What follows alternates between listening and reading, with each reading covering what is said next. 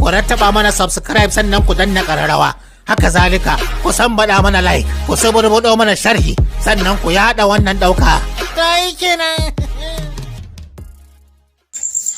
Assalamu alaikum warahmatullahi wabarakatuh.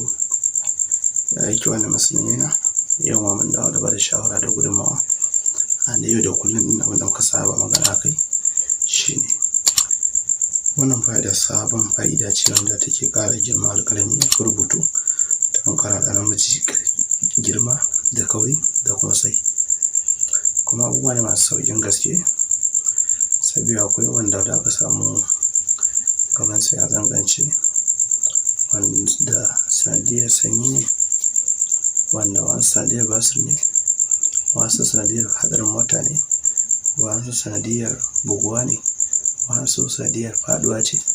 Sana abubuwan da suke haifarwa binciken da yawa gaskiya.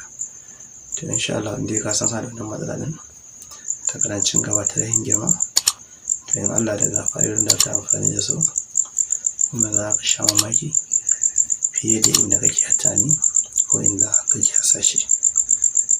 Sai in dai ka san ka da wannan matsala din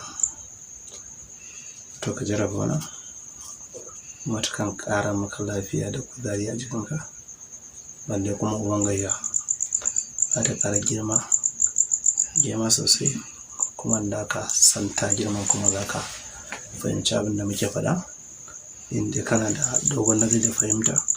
Wasu abu da muke samun matsala mutane muna ba da fa'ida da yawan gaske amma muna ganin karanci ga al'umma wanda ba su cika yin kuzarantuwa da jarraba ta ba ko gwada ta ba, shine babbar matsalar. Kuma sannan mutum an faɗa mashi ko ya ga wani hizo ta tambaya ya zai haɗa, ka ɗauki biro ka rubuta muna faɗa ka rubuta ka ajiye duk ka sai kana da matsala din za ka jarraba ko ka yi subscribe ɗin channel mu ka yi notification duk lokacin da muka sa fa'ida aka yi samu domin ka amfana da kanka. Yan uwana matsaloli da yawa inda muke fama da jama'a kan matsalolin sallah yake mamaki. Yanzu wasu amma wasu yayin kusan kwanan su jama'a sun yawa hidu ku takuri akan abubuwan da yasa ba a samun dama a tattauna ko kuma muku dogon sharhi a kai.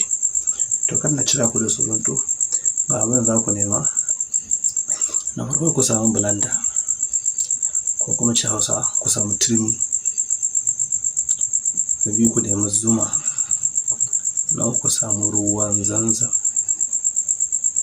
Ko fatan kun ji. In ku samu ruwan zanzam ƙwaya ɗaya sai ku samu albasa ma ku samu asalin jatta, akwai ja akwai jija akwai kuma fara. To asalin jar me yaji nan wanda ke shiga da gama da ya zara ido, kun gane ta ita ake so. To ka samu guda ɗaya ka yi yanka ta kai yanka ta kai yanka ta kai yanka ta.